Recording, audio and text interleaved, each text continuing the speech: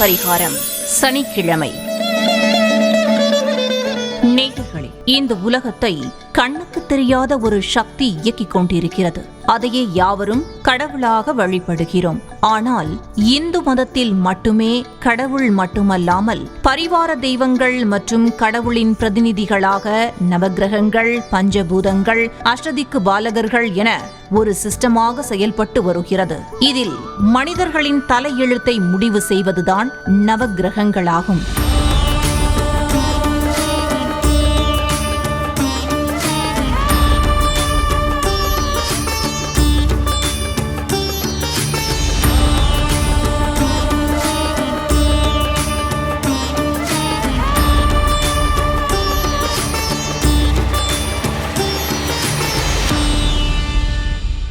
இந்த நவக்கிரகங்களில் 7 கிரகங்களை தான் கிழமைகளாக வைத்துள்ளோம். சூரியனின் ஆதிக்கம் உள்ள நாளை ஞாயிறு என்றும், சந்திரனின் ஆதிக்கம் உள்ள நாளை திங்கள் என்றும், செவ்வாயின் ஆதிக்கம் உள்ள நாளை செவ்வாய் என்றும், புதனின் ஆதிக்கம் உள்ள நாளை புதன் என்றும், குருவின் ஆதிக்கம் உள்ள நாளை வியாழன் என்றும், சுக்கிரனின் ஆதிக்கம் உள்ள நாளை வெள்ளி என்றும், சனியின் ஆதிக்கம் உள்ள நாளை சனி என்றும் உலகம் முழுக்க ஒரே மாதிரி கிழமைகளாக கடைபிடிக்கப்பட்டு வருகிறது. இதில் ஒவ்வொரு நாளும் வரும் நன்மை தீமைகளை அவரவர் ஜாதகப்படி அனுபவிப்பதையே கர்ம வினை அல்லது விதி என்கிறார்கள். அந்த விதியில் இருந்து விதிவிலக்கும் உள்ளது என்பதையே மார்க்கண்டேயர், அபிராமி பட்டர், பிரகலாதன் உள்ளிட்ட பலரின் வாழ்க்கை வரலாறு மூலம் அறிய முடிகிறது. அந்த விதிவிலக்கையே பரிகாரமாக தினமும் அந்தந்த நாளுக்குரிய பிரச்சனைகளுக்காக என்ன செய்ய வேண்டும் என்பதையே தினமும் இந்த நாள் பரிகாரம் நிகழ்ச்சியில் கண்டு வருகிறோம். இன்று சனிக்கிழமை.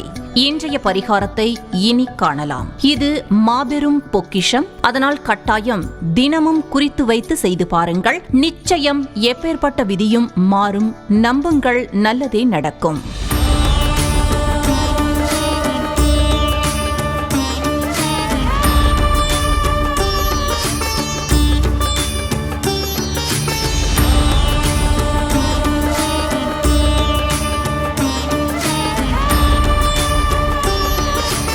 சனி பரிகாரம். சனி ஜாதகத்துல பாதிக்கப்பட்டா, கோட்சார காலமா இருந்தா, அதாவது அஷ்டமத்து சனி, 7.5 சனி, கண்ட சனி, அர்த்தாஷ்டம சனி காலங்கள்ல புது முயற்சிகள் எதுவும் எடுக்காதீங்க. தினமும் கோவிலுக்கு போங்க. ராத்திரி கட்டாயம் உங்க தெருநாய்க்கு தொடர்ந்து சாப்பாடு கொடுங்க. அப்புறம் அதிக உழைக்கிறது மூலமாகவும் சனி பாதிப்புல இருந்து விடுபடலாம். குறிப்பா உங்க மேலதிகாரி அதிக வேலை சுமையை உங்களுக்கு கொடுத்தா, உங்களை கஷ்டப்படுத்தினா பொறுமையா இருங்க. தயவு செஞ்சு வேலையை விட்டுறாதீங்க. ஏன்னா இந்த காலகட்டத்துல சனிதான் அங்க உங்க முதலாளி ரூபத்துல இருந்து உங்களை தண்டிக்கிறார்னு புரிஞ்சுக்கோங்க. இந்த புரிதலும் பொறுமையும் கூட ஒரு வகையான பரிகாரம் தான். அப்புறம் இந்த காலகட்டத்துல ரொம்ப முக்கியம், உங்க வருமானத்துக்குள்ள குடும்பத்தை நடத்த பாருங்க. தேவையில்லாம கடன் வாங்காதீங்க. அப்புறம் சனி பாதிப்புல இந்த காலகட்டத்துல பகை ஏற்பட்டா, அதாவது எதிரிகள் தொல்லை இருந்ததுன்னா, நீங்க பஞ்சமுக ஆஞ்சநேயரை வழிபடுங்க. கோட்சார சனி பாதிப்புகள் கண்டிப்பா குறையும், பகை விலகும். ஜெய் ஹனுமான் ज्ञान गुण सागर, जय कपीस तिहु लोक उजागर, रामदूत अतुलित बल धामा, अंजनी पुत्र पवन सुत नामा, अंजनी पुत्र पवन सुत नामा. அப்புறம் கோட்சார சனியும் சனி தசையும் யாருக்காவது ஒரே சமயத்துல நடந்தா கட்டாயம் அவங்க ரொம்ப ஜாக்கிரதையா இருக்கணும். முக்கியமா அவங்க அந்த காலகட்டத்துல திருமணம் செய்யறது, வீடு கட்டுறது, கடன் வாங்குறது, புது தொழில் தொடங்குறது, வேலை மாறுறது இதெல்லாம் செய்யவே கூடாது. முக்கியமா உடல் ஆரோக்கியத்துல ரொம்ப கவனமா இருக்கணும். சனி தசை, சனி புத்தி அப்ப 7.5 அஷ்டமத்து சனியோ நடந்தா தவறாம கோவிலுக்கு போங்க. ஆஞ்சநேயரை சனிக்கிழமை ராகு காலத்துல வணங்குங்க. சரபேஸ்வரரை ஞாயிற்றுக்கிழமை ராகு காலத்துல வழிபடுங்க. நரசிம்மரை சுவாதி நட்சத்திரம் அப்ப போய் வழிபடுங்க.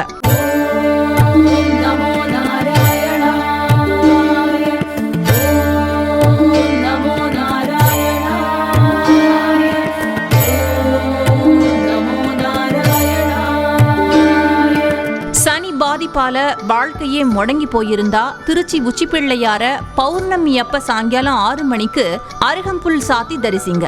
சூரிய அஸ்தமனத்தையும் பௌர்ணமி முழு நிலவையும் ஒரே சமயத்துல உச்சிப்பிள்ளையார் மலை மேல இருந்து தரிசிங்க. கட்டாயம் உங்க விதி மாறும். அப்புறம் இனிமேல வாழவே வழி இல்லைங்கிற அளவுக்கு உங்களுக்கு வாழ்க்கையில அதீத கஷ்டம் ஏற்பட்டுச்சுன்னா நீங்க தொடர்ந்து 48 பௌர்ணமி திருவண்ணாமலைக்கு கிரிவலம் போங்க. கட்டாயம் சனி பாதிப்புகள் குறையும். அதே மாதிரி சனி செவ்வாய் சூரியன் சேர்க்கை ஜாதகத்துல இருந்து வாழ்க்கையில பல கஷ்டங்கள் அனுபவிக்கிறவங்க உங்க எல்லா பிரச்சனையும் கஷ்டமும் தீர தைப்பூசம் தோறும் நடந்தே பழனிக்கு போங்க.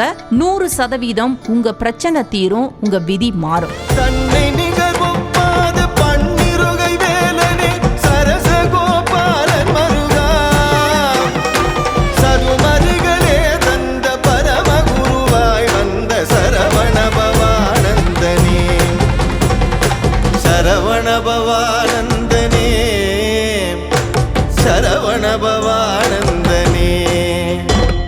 அப்புறம் சனி பகவான் லக்கண பாவராக வந்து உங்களுக்கு 7.5 சனி அஷ்டமத்து சனி நடக்கிற காலகட்டத்துல கூடவே சனி தசை உங்களுக்கு நடந்தா நீங்க சஞ்சீவி ஆஞ்சநேயரை மோதிரமா செஞ்சு இடது கை நடுவிரல்ல போட்டுக்கோங்க. அதே மாதிரி இந்த காலகட்டத்துல உங்களுக்கு ராகு தசை சனி புத்தியோ இல்ல சனி தசை ராகு புத்தியோ நடந்தா ஸ்ரீசக்கர வழிபாடு செய்யுங்க.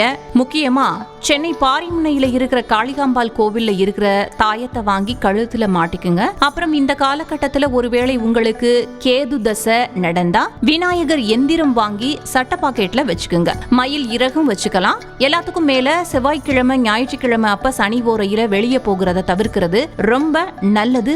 நம்புங்க, நல்லதே நடக்கும். வினையாவும் விலகட்டும் விநாயகா, ஆனை முகத்தோனே அபயம் தா, துணையாக நீ இங்கு போதுமையா, தும்பிக்கையால் நீயே அருள் தருவாய். சரி, இனி உங்க ராசிக்கு என்ன மாதிரி பரிகாரம் செஞ்சா உடனே விதி மாறும்ங்கிறத பார்க்கலாம். நெருப்பு ராசியான மேஷம் சிம்மம் தனுசு ராசிக்காரங்க அப்பா பேச்சு கேட்டு நடக்கிறது மூலமாகவும் சிவபெருமான வழிபடுறது விநாயக பெருமான உபாசனை பண்றது மூலமாகவும் நீங்க உங்க விதியை ஜெயிக்கலாம். அப்புறம் நீர் ராசியான கடகம் விருச்சிகம் மீன ராசிக்காரங்க அம்மாவை மதிச்சு அம்மா மனசு கோணாம கடைசி வரைக்கும் அம்மாவை பாத்துக்கிறது மூலமாகவும் அப்புறம் அம்பாள் உபாசனை செய்யறது மூலமாகவும் நீங்க உங்க விதியை ஜெயிக்கலாம். அதே மாதிரி நில ராசியான ரிஷபம் கன்னி மகர ராசிக்காரங்க தாய் மாமனை அனுசரிச்சு போறது மூலமாகவும் வறுமையில இருக்கிற சகோதரிகளுக்கு அவசர காலங்கள்ல பண உதவி செய்யறது மூலமாகவும் பெருமாளை உபாசனை செய்யறது மூலமாகவும் நீங்க உங்க விதியை ஜெயிக்கலாம். அப்புறம் காத்து ராசியான மிதுனம் துலாம் கும்பராசிக்காரங்க வயசானவங்களை அந்தணர்களை குருமார்களை ஆசிரியர்களை மதிக்கிறது மூலமாகவும் மகாலட்சுமியை வழிபடுறது மூலமாகவும் ஆஞ்சநேயரை உபாசனை செய்யறது மூலமாகவும் கட்டாயம் உங்க விதியை நீங்க ஜெயிக்கலாம்.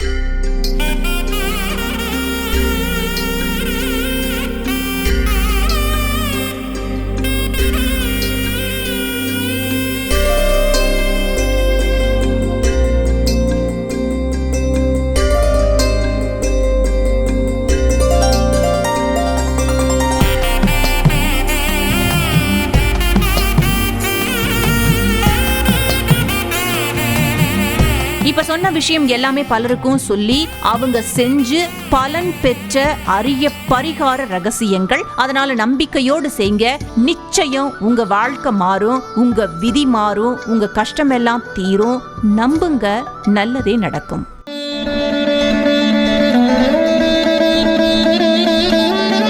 இந்த நாள் பரிகாரம். சனிக்கிழமை